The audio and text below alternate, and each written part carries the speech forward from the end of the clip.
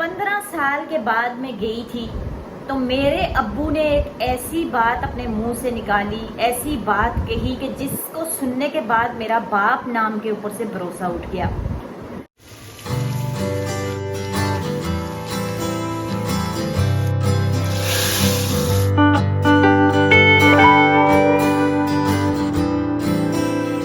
बिस्मिल्लाहि वाला बरकतिल्लाह। अल्लाह हाफिज। के बाद क्या, 2 हफ्ते के बाद? अच्छा, तो कैसा दिन, पहला दिन कैसा रहा आपके स्कूल का? कुछ भी नहीं हुआ, ऐसे ही फीस ले रहे हैं हमसे। अस्सलामुअलैकुम, कैसे हैं आप सब? मैं उम्मीद करती हूँ सब खैरियत से होंगे। अल्हम्दुलिल्लाह आप सबकी दुआओं से मैं भी बिल्कुल ठीक हूँ।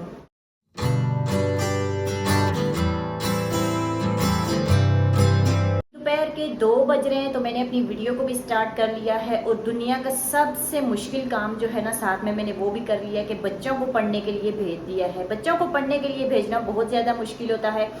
बच्चे अभी लंच करके जा चुके हैं ट्यूशन। बर्तन भी धोकर सूखने के लिए रख दिए हैं। खाना भी माशाल्लाह से मैंने बना लिया है। जो पीने का पानी है वो भी उबलने के लिए रख दिया था। पानी उबल चुका है, इसका चूल्हा कर देते हैं बंद। घर के कामों से फ्री होने के बाद मेरी आदत है कि मैं फ्रेश होकर कपड़े चेंज कर लेती हूँ क्योंकि यहाँ पर बहुत ज्यादा गर्मी पड़ती है। तो ये जो स्मॉल साइज का सूट है ना आमना का, माशाल्लाह से मुझे बिल्कुल पूरा आया है। तो इसका मतलब है कि मेरा वेट जो है ना वो काफी ज्यादा लॉस हुआ है। तो अभी आमना अंदर बैठी पढ़ रही है, पढ़ाई कर रही है, तो मैं जाती हूँ अंदर और देखती हूँ कि आमना का क्या रिएक्शन होता है क्योंकि आज मैंने उसका सूट पहना हुआ है। क्या हो रहा है? आपको मेरा ड्रेस पूरा आ गया? हाँ माशाल्लाह से, देख लो। मेरा जो स्मॉल साइज है आपका मीडियम, आपको कैसे पूरा आ गया? बस ऐसा ही है, आज से मैं आपके कपड़े पहनूंगी, आप मेरे कपड़े पहनना, ठीक है ना? वो तो ठीक है, लेकिन आपको किस तरह पूरा आ गया? आपका जो आपने कोई वेट लॉस किया है? मेरा जो वजन है ना वो, खाना तो मेरा शुरू से भूख मेरी कम है, लेकिन मेरा जो वजन बढ़ता है ना उसकी वजह पता है क्या होती है? स्ट्रेस।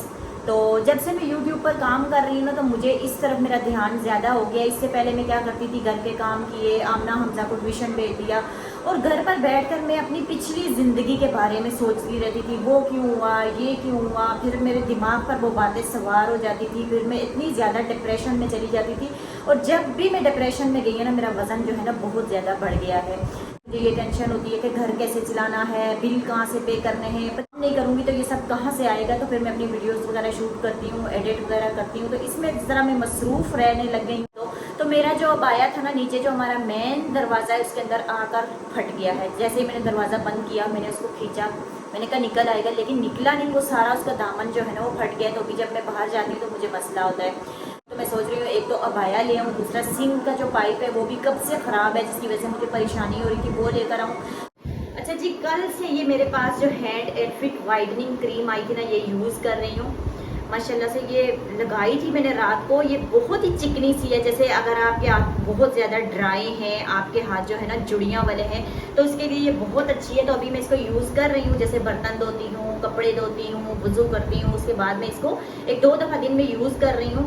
तो इसका क्या रिजल्ट आएगा 1 हफ्ते के बाद मैं आपके साथ लाजमी शेयर। अच्छा, इससे पहले हमने एक व्लॉग अपलोड किया था ग्रॉसरी शॉपिंग वाला, और उसमें जो है मम्मा ने बताया था कि हमने केमिकल फ्री शैम्पू लिया है, बट मम्मा उसमें बताना भूल गई थी कि कौन सा वाला हमने लिया है। तो आज मैं आपको दिखाती हूँ कि कौन सा वाला केमिकल फ्री शैम्पू हमने बाय किया है। जो शैम्पू परचेज किया है ये सल्फेट और पैराबेन फ्री है। शैम्पू स्पेशली ड्राई और डैमेज हेयर के लिए है। अगर आपने अपने बालों में केराटिन करवाया हुआ है या डाई करवाया हुआ है तो आप इसको यूज़ कर सकते हैं। इसके अंदर सल्फेट भी नहीं है, पैराबिन भी नहीं है, तो इससे आपके बालों का जो ट्रीटमेंट है ना वो मेंटेन रहता है। जरूरी नहीं कि आप इसी ब्रांड का शैम्पू परचेज करें, आप किसी भी ब्रांड का यूज़ कर सकते हैं, बस वो सल्फेट और पैराबिन फ्री होना चाहिए।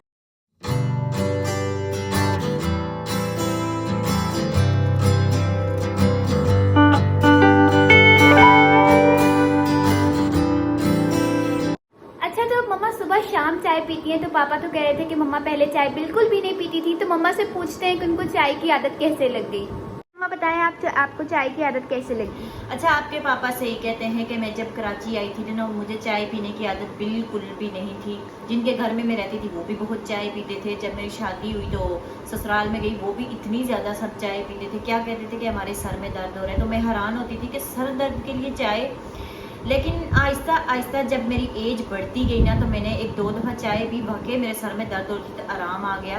तो उसके बाद मैंने चाय पीनी शुरू कर दी, तो इस तरह से मुझे चाय की आदत पड़ी है। आज मेरा इरादा था कि मैं थोड़ा बाहर जाऊंगी, बहुत ज़रूरी चीज़ें थी वो लेनी थी घर की, और दूसरी मेरी अहम चीज़ अबाया मेरा जो फट गया है वो लेकर आना था, क्योंकि उसके बगैर जो है ना मैं बाहर नहीं जा सकती।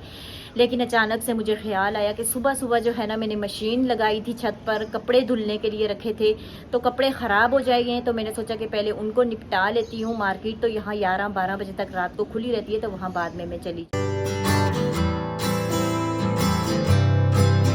बारिशों के बाद हमारा एलोवेरा हरा भरा हो गया और इतनी अच्छी तरह से ग्रो कर रहा है। और हमजा माशाल्लाह से काफ़ी दिन के बाद इसका बुखार उतरा है, तो आज इंजॉय कर रहा है मौसम को भी और साथ में पतंग उड़ा रहा है। दिन के टाइम तो यहाँ पर बहुत गर्मी थी, लेकिन शाम 5 बजे के बाद मौसम बहुत प्यारा हो जाता है। क्या चाहिए बेटे? भैया ने हमसे बात छीन लिया। हमजा इनका मोबाइल दे दो। और कपड़े धोते धोते पता ही नहीं चला, इतना गहरा अंधेरा छा गया और माशाल्लाह इतनी मजे की ठंडी हवा चल रही है, इतना सुकून है। यहाँ पर लाइट भी चली गई है और बच्चे भी ऊपर आ गए। तो अभी बैक कैमरा से मैं आपको बहुत ही खूबसूरत एक चीज दिखाने लगी। चांद कितना प्यारा नजर आ रहा है, कभी बादलों में छुप जाता है, कभी सामने आ जाता है, माशाल्लाह से बहुत खूबसूरत नजारा है।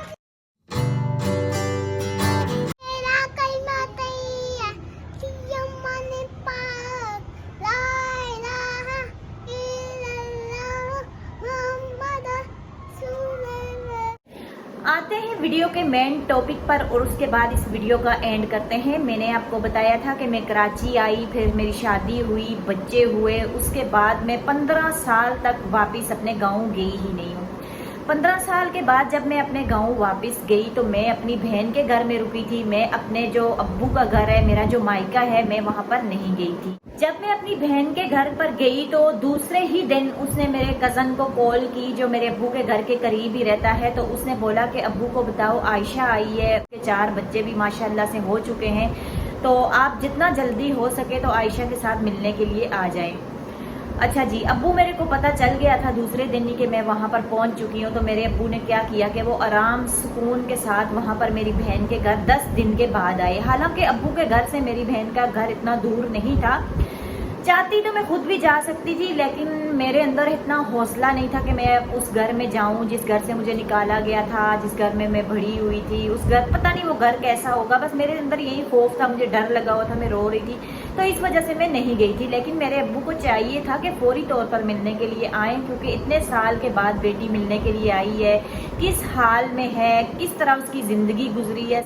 और जब वो आए 10 दिन के बाद, तो वहाँ पे मैं जून जुलाई का मेरे ख्याल में महीना था, तो वो खुबानियाँ का सीज़न होता है, तो मेरे अब्बू वहाँ से खुबानी लाए, नॉर्मल तरीके से आए। मैं यहाँ से सोच के गई थी कि जब सब कुछ बदल गया होगा, चेंज हो गया होगा, मेरे अब्बू मेरे लिए तड़प रहे होंगे जिस तरह से मैं उनके लिए तड़प रही थी, तो कुछ भी नहीं था। मेरे अब्बू को कोई भी गम नहीं था। मेरे अब्बू नॉर्मल तरीके से हमसे मिले, बैठे, फिर बातचीत हुई, उन्होंने खाना वगैरह खाया, सब चीज़ें। आप यकीन जाने मेरे अब्बू ने इतना नहीं पूछा कि बेटी तुम कहाँ रहती हो, किस हाल में हो, ये बच्चे किसके हैं, तुम्हारी ज़िंदगी कैसे गुजरी। और एक मेन चीज़, उन्होंने मरियम के बारे में मुझसे नहीं पूछा कि मरियम कहाँ है, किस हाल में है, कुछ भी उन्होंने नहीं पूछा। तो मतलब ये है कहने का कि मेरे अब्बू को हमारे बिछड़ने का, हमारे जाने का कोई भी रत्ती बराबर भी गम नहीं था। जब इतने साल के बाद मैंने अपने अब्बू को देखा तो मेरा रिएक्शन क्या था, वो काफ़ी ज़ईफ़ हो चुके थे, लेकिन हेल्थ उनकी अच्छी थी। मैं सोच रही थी काश ऐसा ना होता, इज्जत के साथ जिस तरह से बाप बेटियों की शादियां करते हैं इसी तरह हमारे अब्बू करते, हमारा भी मायका होता, हम अपने मायके जाते, हमारे अब्बू हमसे मिलने के लिए आते। तो मैं इस वजह से रो रही थी। मेरे अब्बू नॉर्मल तरीके से मुझसे देख रहे थे, उन्होंने पूछा नहीं कि तुम क्यों रो रही हो। अच्छा, दोपहर के टाइम मेरे अब्बू आए थे अपने माल मवेशी चरा कर, उनको बांध कर, दरवाज़ों को ताले लगाकर, फिर दोपहर का खाना उन्होंने वहीं पर खाया। उन्होंने खुद से नहीं पूछा कि इसकी फैमिली क्या है, इसका शोर कौन सा है, बच्चे इसके कितने हैं। मेरी बहन ने सबका तारुफ कराया, बोला कि ये आयशा के बच्चे हैं, ये आयशा का शोर है, सब चीज़ें मेरी बहन ने उनको बताई। तो मेरे अब्बू ने बोला कि अच्छा हुआ ये चली गई थी, इसने शादी इसकी हो गई है, इसके बच्चे हो गए, अगर ये यहाँ पर होती तो इसकी शादी कौन करता। जब मेरे अब्बू ने ये बात कही थी ना कि अच्छा हुआ यहाँ से जाकर इसने शादी कर ली है, नहीं तो इसकी शादी यहाँ पर कौन करता, तो मेरे दिल में ये बात इतनी लगी थी, मैं इतना रोई थी कि एक बाप कैसे इस तरह अपनी बेटी के लिए बोल सकता है। तो शायद मैं मज़ीद वहाँ पर रुकती, क्योंकि मैं 15 साल के बाद गई थी। मेरा दिल कर रहा था रुकने का, सबसे मिलने का। मैंने कहा पता नहीं फिर हालात हों ना हो, फिर मुलाकात हो ना हो, ज़िंदगी रहे ना रहे। लेकिन उसके बाद बस मैं ऐसी तड़प थी कि मैं यहाँ से निकलूँ, मैं भाग जाऊँ यहाँ से। तो 5 दिन में मज़ीद रही थी। 15 दिन के बाद मैं कराची वापस आ गई थी। मैं अल्लाह ताला का शुक्र अदा करती हूँ कि मेरे बच्चों को ये बात समझ में नहीं आई कि हमारे नाना अब्बू मामा को ये बात बोल रहे हैं, क्योंकि उन्होंने ये बात पहाड़ी ज़ुबान में बोली थी और आमना और हमजा को कुछ समझ में नहीं आया था।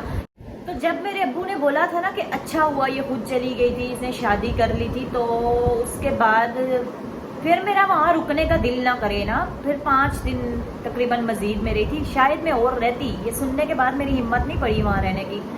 फिर मैं वापस कराची आ गई। उस बात को अभी 4 साल गुजर चुके हैं और अभी तक मेरा दिल नहीं कर रहा कि मैं वापस जाऊं। मैं कहती हूँ मैं किसके लिए जाऊं वापस। तो अभी कल परसों मेरी एक बहन ने मुझे फ़ोन किया था। वो कहती है अब्बू की एज भी हो गई है, वो बहुत ज़्यादा बीमार हैं, उनके पाँव जो हैं वो सूज चुके हैं, बीपी उनका हाई हो जाता है, शुगर हाई हो जाती है।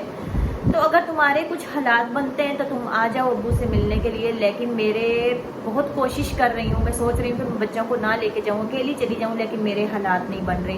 जिसने भी मेरे साथ बुरा किया, चाहे वो मेरी बहन हो, भाई हो, मेरे वालिद हों या कोई भी हो, मैंने सच्चे दिल के साथ उनको माफ़ कर दिया है। बाकी अल्लाह के और उनके मामलात हैं। वीडियो में बस इतना ही। मैं आपसे मिलूंगी किसी नेक्स्ट अच्छी सी वीडियो के साथ। तब तक के लिए अपना ख्याल रखिएगा। अल्लाह हाफिज़।